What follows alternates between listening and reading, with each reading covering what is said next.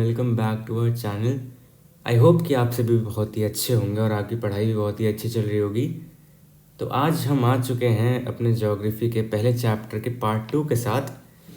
और आज मैं आप लोगों को कुछ काफ़ी इंपॉर्टेंट क्वेश्चंस करवाऊंगा जो आपके सीवीटी में तो आएंगे ही आएंगे, और तो और आपके बोर्ड्स में भी पक्का पक्का सही आएंगे, है ना। इसके बाहर कुछ नहीं आने वाला है भाई, है ना। तो यही अच्छे से करके जाना। बस एनसीईआरटी अपनी वर्ड टू वर्ड पढ़ के जाना, क्योंकि एनसीईआरटी में ही आपके कीवर्ड छुपे हुए हैं। और अगर आप लोगों को कुछ ना समझ में आए, कोई पॉइंट ना मिले कहीं, तो ज़रूर से बताना भाई, मैं आपको प्रोवाइड करवा दूंगा, है ना। अंडरलाइन वर्ड्स में आप लोगों को बता दूंगा फिर, राइट। तो पिछले लेक्चर में हम लोगों ने सब तो पढ़ लिया था, बस मैंने आप लोगों के लिए एक छोटी सी चीज़ छुड़वा दी थी, जो थी हमें डेफिनेशन, जो हमें 3 जोग्राफर्स ने दी थी। एक थे हमारे रैडसिल, एक थे हमारे पॉल, और एक थे हमारे, एक और थे, राइट, एक थे हमारे एलएनसी सैम्पल, राइट। तो इन तीनों की मैंने आपको डेफिनेशन में छुड़ाई थी। मैंने ये कहा था कि मैं इस लेक्चर में आप लोगों को करवाऊंगा, और वो इसलिए बोला था क्योंकि आज मैं इसी से रिलेटेड आपके लिए कुछ क्वेश्चंस भी लाया हूँ। क्वेश्चंस के लाया हूँ ये पीवाईक्यूज़ में ही है, आपके बोर्ड्स में आ चुके हैं, तो आप लोगों को थोड़ा सा एक ब्रॉड आइडिया मिल जाएगा कि हाँ भाई, हमें क्या क्या करना है और क्या क्या नहीं करना है, राइट। तो शुरू करते हैं। सबसे पहले है हमारी रैडज़ेल की डेफिनेशन। तो क्या हुआ ना कि भाई, ये तीनों जोग्राफर्स थे। जो जोग्राफर्स होते हैं शांत तो बैठते नहीं, है ना। उन्हें कुछ ना कुछ तो रिसर्च करनी है। तो इन तीनों ने अपने पॉइंट ऑफ व्यू से ये बता दिया कि भैया हम लोग ह्यूमन जोग्राफी को डिफाइन करें तो करें कैसे। जिसमें से रैडज़ेल ने सबसे पहले ये बताया कि human geography is a synthetic study of relationship between human societies and earth surface. क्या बताया इन्होंने, आपको याद रखनी पड़ेगी, क्योंकि यही एज इट इज़ ही आ जाती है, एक्सप्लेन करने को कोई नहीं बोलेगा ये कि हाँ भैया पे रैडज़ेल की डेफिनेशन एक्सप्लेन करो। एमसीक्यूज़ में ही आएगा, चाहे वो सीयूईटी हो चाहे वो आपका बोर्ड हो, राइट। तो ये आपको याद करनी पड़ेगी। एंड देन हमारा कि synthesis has been emphasised in this above definition. This is quite obvious. Synthesis का मतलब एक क्या ही होता है कि भाई वो किसी एक कंपोनेंट के बारे में स्टडी नहीं करती है, वो वेरियस कंपोनेंट्स के बारे में स्टडी करती है। कौन? हमारी ह्यूमन ज्योग्राफी, ठीक है। फिर हमारी human geography is study of the changing relationship between the understanding man and the unstable earth. तो जैसे जो हमारा ह्यूमन बींग्स हैं, जो हम लोग हैं, जैसे फॉर एन एग्जाम्पल हम लोग अनरेस्टिंग हैं। क्यों? क्योंकि भाई आज कोई नई टेक्नोलॉजी आ गई, कल कोई और आ जाएगी, परसों कुछ और आ जाएगा, है ना। जैसे कि अगर मैं एग्जाम्पल में दूँ आपको, तो अब जैसे चैट जीपीटी को किसने रिप्लेस कर लिया है? परप्लेक्सिटी ने रिप्लेस कर लिया है, जेमिनाई ने रिप्लेस कर लिया, ठीक है। डीप सीक ने रिप्लेस कर लिया है किसको? चैट जीपीटी को। तो यही तो हुआ कि भाई पहले तो हमारे पे जब नया नया चैट जीपीटी आया था, तब तो सबको बहुत अच्छा लग रहा था। अब जब उसी के काफ़ी कंपटीटर्स आ गए हैं मार्केट में, तो अब हमें चैट जीपीटी थोड़ा सा फीका सा लगने लगा है ना। यही तो है ना बात मेन, ठीक है। और अब हम लोग आते हैं, अब है हमारा सेकंड डेफिनेशन जो दी थी हमारी एलएनसी सैम्पल ने। उन्होंने ये बताया था कि भाई जो डायनामिज्म है in relationship is the keyword in samples definition. Dynamism का ये सिंपल सा जो मीनिंग है वही ये है कि भाई चेंज होता रहता है। अगर मैं किसी भी चीज़ को ले लूँ, तो भाई वो जैसे शॉर्ट टर्म में वो चेंज करती रहेगी, वो स्टेबल नहीं रहेगी, है ना। एक कांस्टेंट उस पर नहीं चलेगी, वो चेंज होती रहेगी। इसका ही मतलब होता है क्या? डायनामिज्म, या फिर मैं कहूँ डायनामिक इन नेचर। जैसे ह्यूमन बींग्स क्या है? डायनामिक है नेचर में, कभी खुश हैं कभी दुखी हैं, कभी भाई रोना आ रहा है ना। ऐसे ही तो हम ह्यूमन बींग्स पे, राइट। तो यही है बेसिकली, हम भी डायनामिक हैं। फिर इन्होंने क्या कहा था? इन्होंने ये कहा था कि conception resulting from more synthetic knowledge to the physical laws governing over earth and of the relations between the living beings which inhabit it. तो ये आपको याद करनी पड़ेगी। आप अगर कीवर्ड्स भी याद रख लोगे ना, तब भी आपका काम बन जाएगा मोर और लेस, है ना। जैसे कंसेप्शन याद रखना, फिजिकल लॉज याद रखना, इनहिबिट इट याद रखना, है ना। ये सब आप याद रखना। और फिर एक आखिरी आती है हमारी पॉल। मैं इनका पूरा नाम नहीं लूँगा क्योंकि मुझे प्रोनाउंसिएशन इनकी अच्छे से उतनी नहीं आती है। बट इन्होंने क्या बोला था? इन्होंने ये बोला कि human geography offers a new conception of the interrelationships between earth and human beings, ठीक है। इन्होंने basically interrelationships between earth and human beings इसी के बारे में बोला था। तो आप लोगों को याद करके जानी पड़ेगी, राइट। ये बोर्ड में पक्का आएगा, किसी एक ना एक सेट में आपको पक्का दिख जाएगा, राइट। अब हम लोग आते हैं, अब मैं आप लोगों को करवाऊँगा कुछ काफ़ी इंपॉर्टेंट से क्वेश्चंस। तो भाई पेन और पेपर ले लेना, है ना। चेक करते रहना कि आप लोगों के कितने सही हैं और कितने गलत हैं, क्योंकि जब तक आप लोग अपने आप को एनालाइज नहीं करेंगे तब तक भाई आप लोग अच्छे से नहीं कर पाएंगे अपने एमसीक्यूज, है ना, क्रैक। तो सबसे पहला आता है हमारा कि कंसिडर द फॉलोइंग स्टेटमेंट्स। ठीक है, पहला है हमारा physical geography studies physical slash natural environment. Absolutely correct, क्योंकि हमने पढ़ा था हमारी क्लास 11th में ही, है ना। फिजिकल ज्योग्राफी हमने पढ़ी थी क्लास 11th में। और फिर हमारे the human geography only studies the human world. Nope, this is wrong. तो आंसर हो गया हमारा ओनली ए। और मैं आप लोगों को बता दूं कि मैंने भी पहले सॉल्व नहीं करे हुए हैं, तो ये मैं आप लोगों के साथ ही साथ सॉल्व कर रहा हूँ, क्योंकि ये पुराने CVT के ही PYQs हैं, है ना, उन्हीं से मिलते जुलते ही हैं, तो मैंने कहीं से ऐसे उठाए नहीं हैं, है ना। सेकेंड क्वेश्चन है हमारा, geography as a field of study is. या आप लोग एक कीवर्ड याद रखना कि भाई ज्योग्राफी है तो है क्या। Geography geography is integrative, empirical as well as practical in nature. ये बहुत ही अच्छे से ध्यान रखने कीवर्ड्स हैं आप लोगों के। ये तीनों ही स्टेटमेंट्स करेक्ट हैं, तो फिर आंसर हो गया D, all of the above. Question number third है हमारा, the core idea of geography as a discipline is to understand. ठीक है, earth as home of human beings, नहीं, study of all those elements. एक minute, this is correct, earth as home of human beings, right, सही है। But human beings का ही home थोड़ी है भाई, ये तो ऑर्गेनिजम्स का भी है ना, प्लांट्स का भी है, सबका ही होम है। तो इसको थोड़ा सा अगर और अच्छे से लिखा होता तब अच्छा होता, बट स्टिल करेक्ट है ये।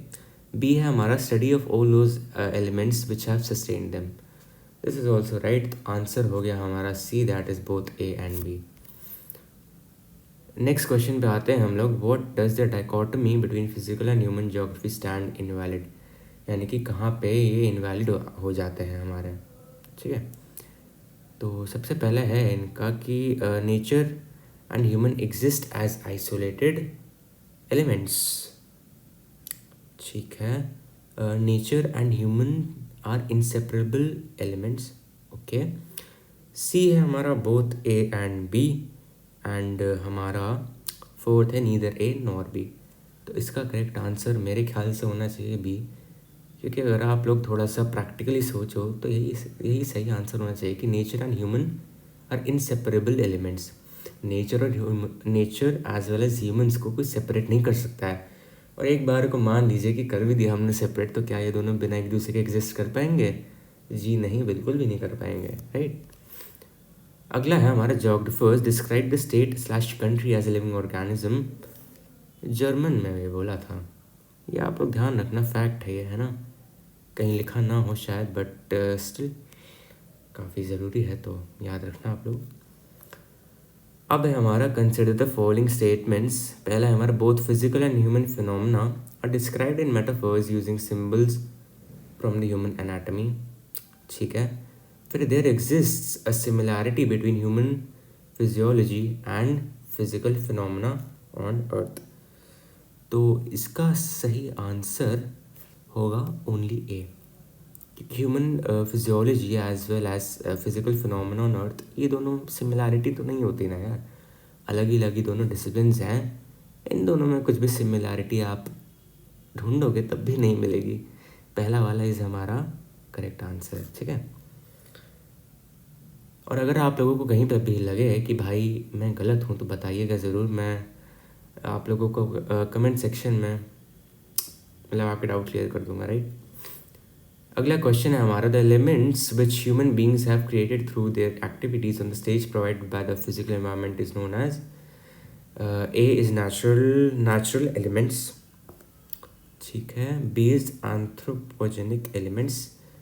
इसका सही आंसर है एंथ्रोपोजेनिक, क्योंकि फैक्ट है, याद रखिएगा, टर्म है, अच्छे से, है ना, याद रखिएगा इसको, और कोई चारा है नहीं इसको समझने का, वरना मैं आप लोगों को ज़रूर बताता, right.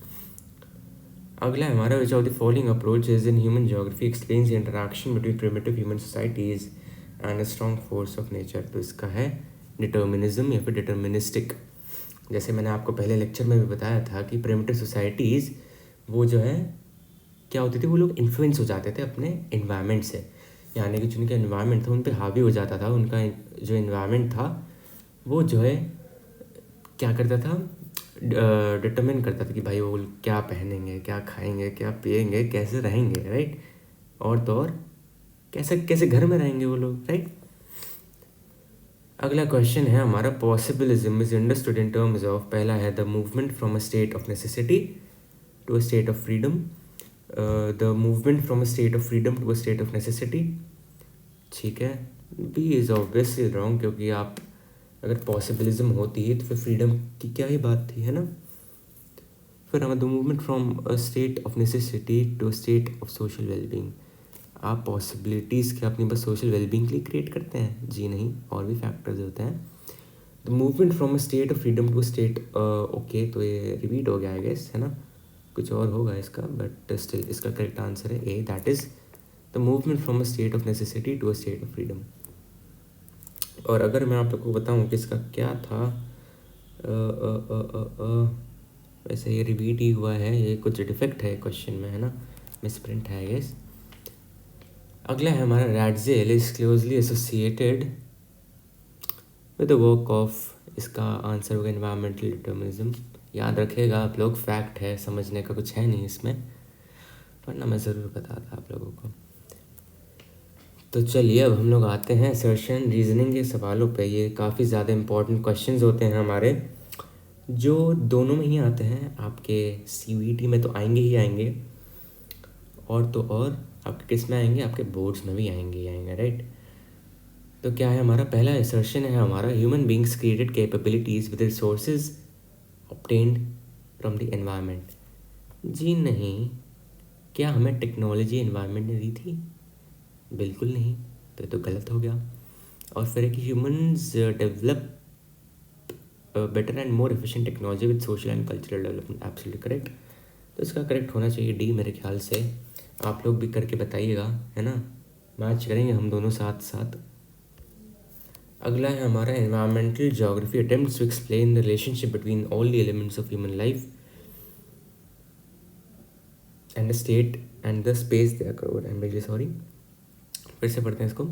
Environmental geography attempts to explain the relationship between all elements of human life and the space they occur over. जी नहीं, गलत है ये असर्शन तो सही नहीं है।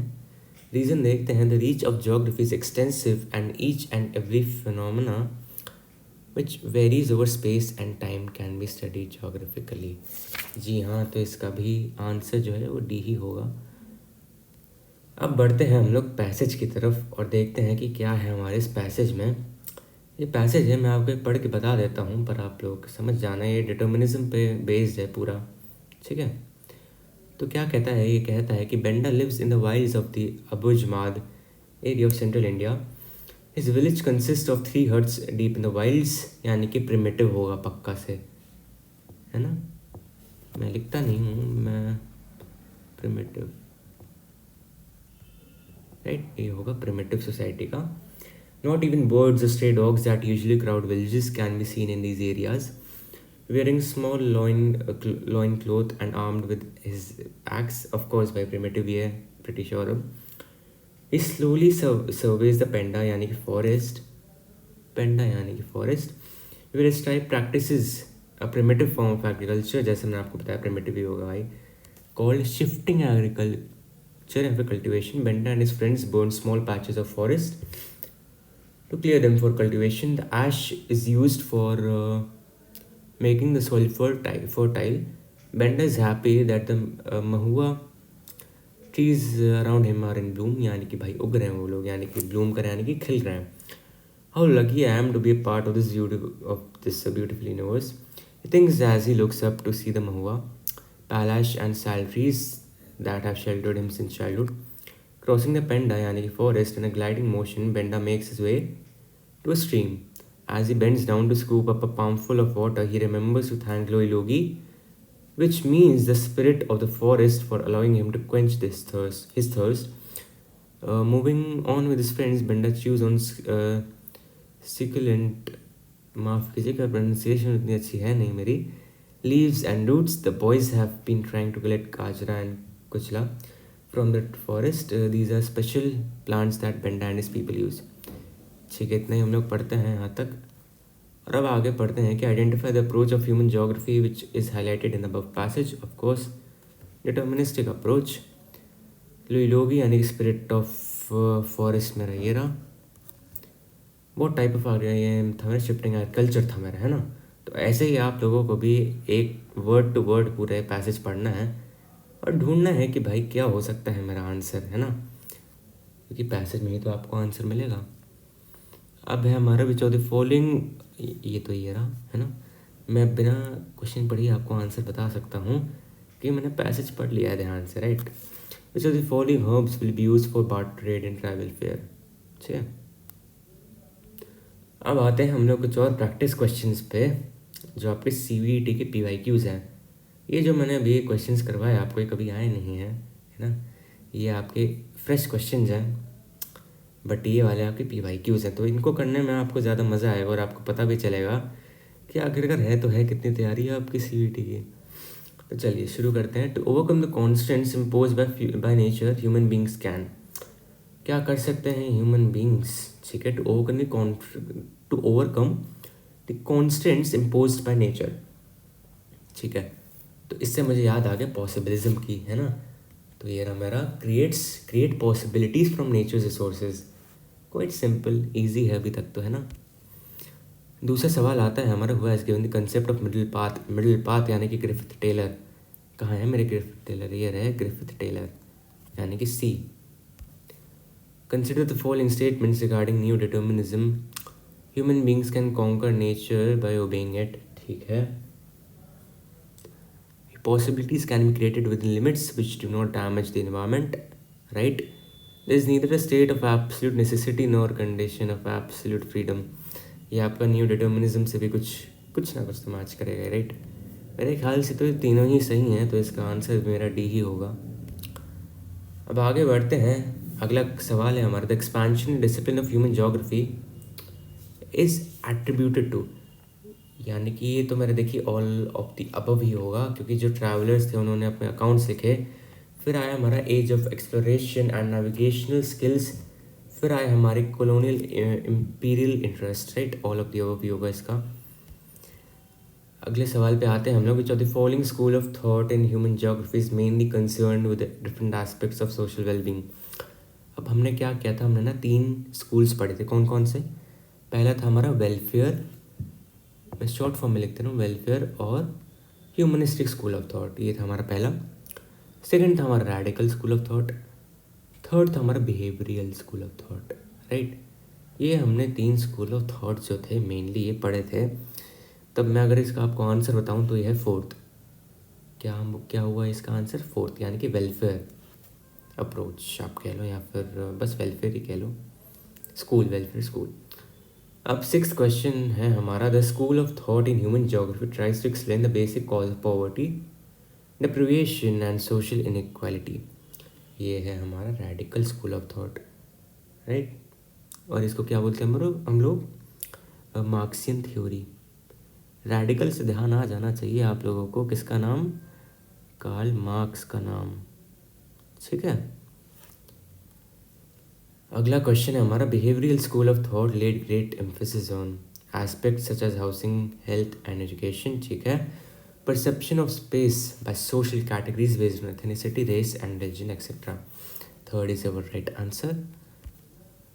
अगला है मेरा, the focus was on identifying the uniqueness of any region and understanding how and why it was different from others. The approach of human geography is, ठीक है, पहला इसका एक्सप्लोरेशन डिस्क्रिप्शन जी नहीं, क्योंकि ये क्या है, identifying the uniqueness of any region. Uniqueness of any region का मेरा आ गया, और आइडेंटिफाई भी करना है, यानी कि इससे जहाँ तक मेरा दिमाग चल रहा है, जहाँ तक मैं सोच पा रहा हूँ, इसका एरियल डिफ्रेंसिएशन होना चाहिए आंसर, करेक्ट, राइट। आगे बढ़ते हैं हम लोग, अगला है हमारा, regional analysis approach in human geography is characterised by, यानी कि जो हमारा रीजनल एनालिसिस है जो होता है हमारे ह्यूमन ज्योग्राफी में, उसको कैसे हम लोग कैरेक्टराइज कर सकता है। पहला है an encyclopaedic description of the area, ठीक है, elaborative description of all aspects of region, identification of the uniqueness of any region, identifying the mappable patterns, इसका करेक्ट होगा सेकंड। ये हमारा areal differentiation, right. Regional analysis में मैं एक reason की हर एक प्रॉपर्टी को एनालाइज करता हूँ, तो ये क्या होगा, elaborative description of all aspects of a region, ठीक है। क्या क्या एक एस्पेक्ट्स होते हैं एक रीजन के, उसका वेदर हो गया, उसका टेम्परेचर हो गया, उसका प्रेसिपिटेशन का जो बूंद की जो वो होती है ना साइज़, कि भाई रेन ड्रॉप्स का क्या साइज़ है ना, मिलीमीटर्स में जो लोग नापते हैं, तो वो सब आ गया इसमें, राइट। अगले सवाल पर चलें तो अगला है हमारा, consider the following statements regarding fields and सब फील्ड्स ऑफ ह्यूमन ज्योग्राफी, ठीक है। पहला, human geography is highly interdisciplinary in nature, the boundaries between subfields and fields over the boundaries between subfields often overlap. Okay. Human geography and its disciplines exist in complete isolation from each other. ये आपका homework है, comment में आप लोग बताइएगा, जो सही answer देगा मैं उसका कमेंट लाइक करूँगा, ठीक है। क्वेश्चन नंबर 11 पे आते हैं हम लोग, arrange the approaches of human geography in chronological order. ये आपके पक्का आएगा, very very very important for CVT, पक्का आएगा, पक्का से। थोड़ी बहुत शब्द बदल लेंगे बट हाँ पैटर्न रहेगा, वो तो ऐसे ही रहेगा। देखो तो सबसे पहले क्या है हमारा, सबसे अगर मैं ऑप्शंस पे एक नज़र डालूँ तो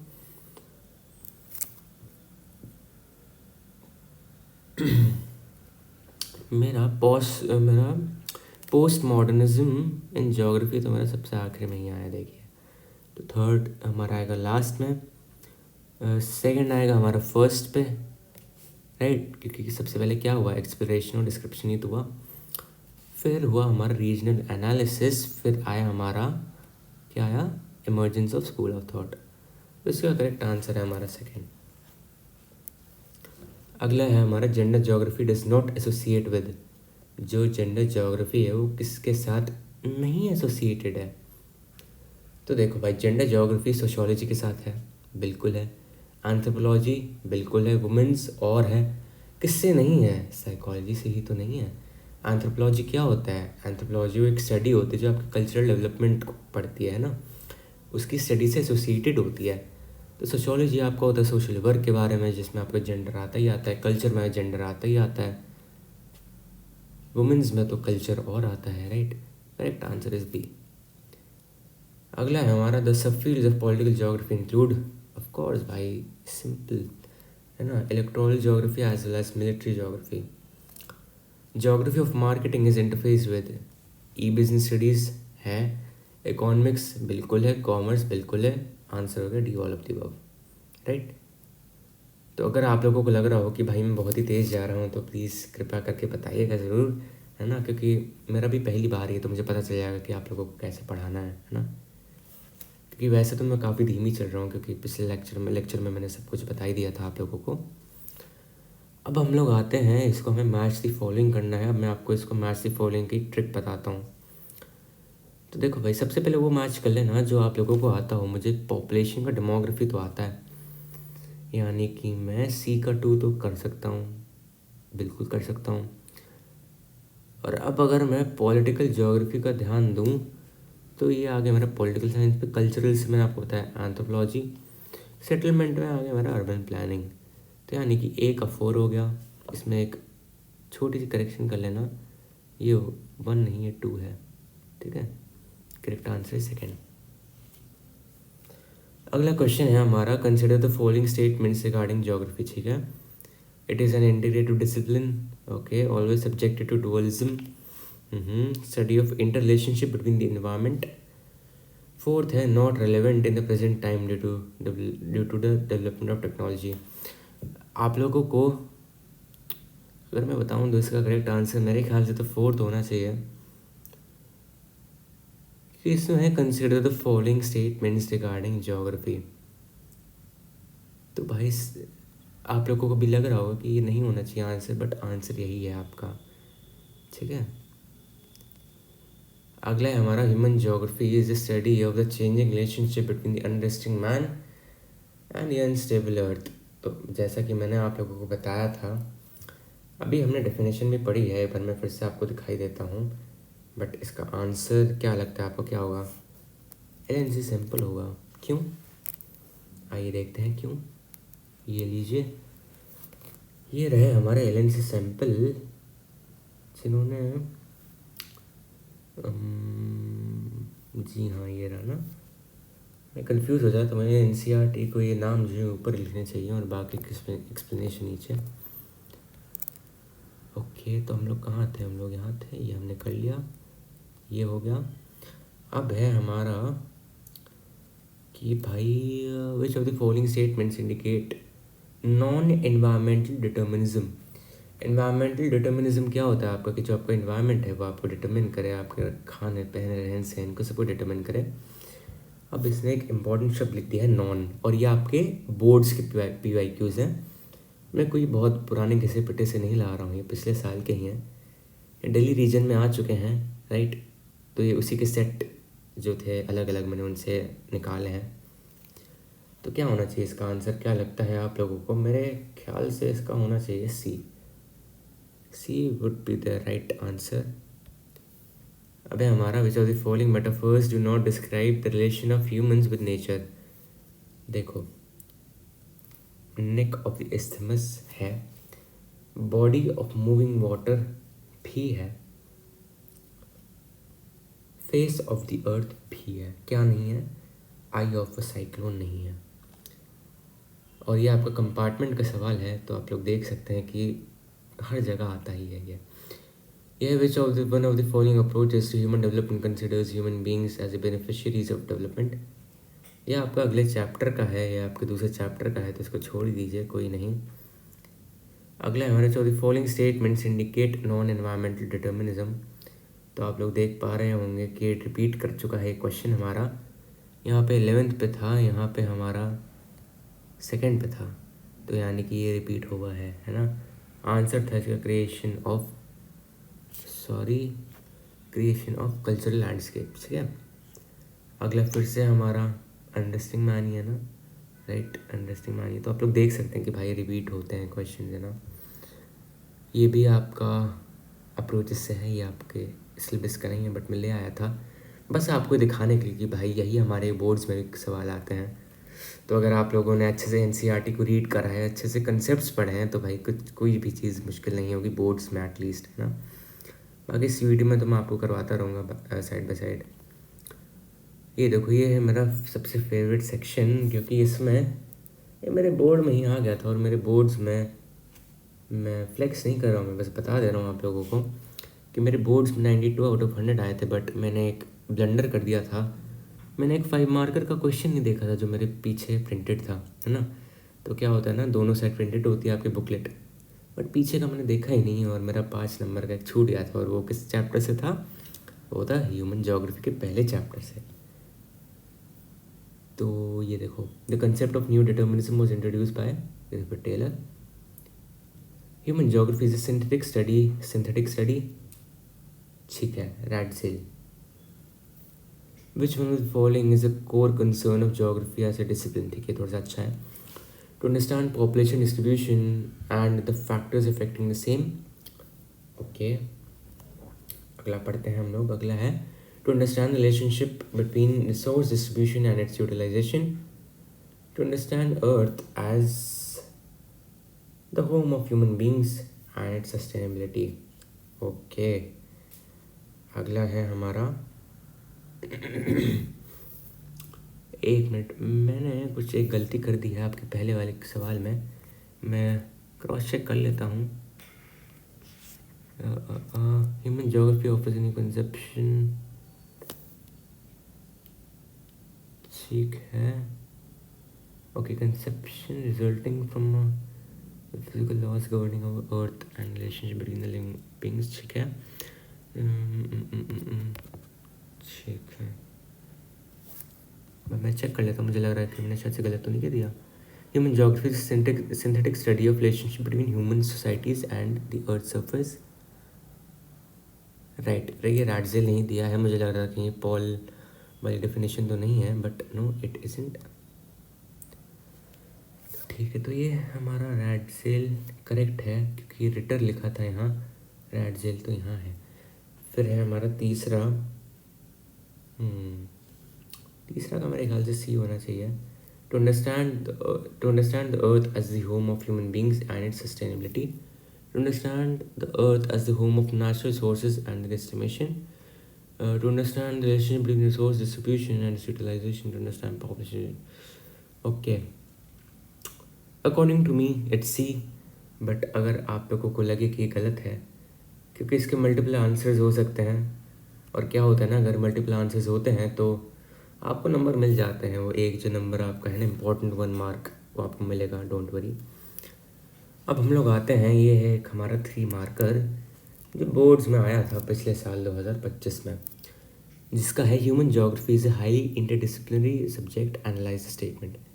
तो इसमें आप लोगों को बताना है कि ह्यूमन ज्योग्राफी में सब, जैसे मैंने आपको पिछले लेक्चर में बताया था कि भाई किन किन कंपोनेंट्स से हमारा ह्यूमन ज्योग्राफी बना है, वो लिखना है। आपको ये बताना है कि जो ज्योग्राफी है हमारी वो इंटीग्रेटिव है, एम्पेरिकल है, एज वेल एज प्रैक्टिकल है, राइट, ये लिखना है। और फिर आपको आगे चल के ये भी बता देना है कि human geography plus physical geography is equal to geography.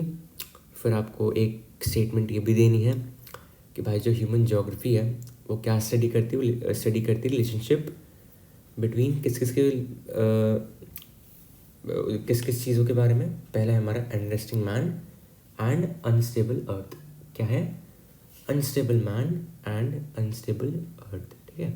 फिर आपको ये भी लिखना है कि वो एक इंटरडिसिप्लिनरी सब्जेक्ट इसलिए है कि भाई जैसे आपने सिस्टर डिसिप्लिन्स पढ़ी ना, वो जो मैंने आपको टेबल बताई थी, उसी से आप हेल्प लेना, उसी को ही आप रेफ़र करना और ये बताना कि भाई कैसे एक वाइड रेंज ऑफ हमारे सब्जेक्ट्स आ जाते हैं, जैसे सोशियोलॉजी हो गया, इकोनॉमिक्स हो गया, पॉलिटिकल साइंस हो गया, एंथ्रोपोलॉजी हो गया, ऐसे है ना। और यही सारे कॉम्पोनेंट्स इसको इंटरडिसिप्लिनरी सब्जेक्ट बनाते हैं, राइट। अगला है हमारा human geography tries to explain the relationship of human beings with physical environment of the occupants, analyse the cement. इसमें भी आपको यही बताना है जो मैंने आपको ऊपर बताया थोड़ा सा, है ना। इसमें आप लोग ये बता देना कि भाई कैसे ह्यूमन ज्योग्राफी, क्या है ह्यूमन ज्योग्राफी, है ना, इंटीग्रेटिव, इंटीग्रेटिव, प्रैक्टिकल, और एक और था, आप लोग देख लेना, मेरे माइंड से स्लिप कर रहा है थोड़ा, राइट। तो ऐसे ही है इसका, है ना, ऐसे ही आपको करना है। और अगर मैं आप लोगों को बताऊँ थोड़ा सा, तो आप ये ऐसे लिख सकते हो कि human geography explains relationship between human beings and the physical environment by studying how human activities are by influenced by them, right, in turn modify the natural world। जो ह्यूमन बींग्स हैं वो क्या करते हैं, मॉडिफाई तो करते हैं। And it also examines topics like population distribution, cultural landscapes, है ना, समझ रहे होंगे आप लोग, and resource management to understand the complex interrelationship between people and the places they inhabit. तो ये थे हमारे कुछ आज के सवाल। तो आज के लिए बस इतना ही, मिल लेंगे हम लोग नेक्स्ट लेक्चर में।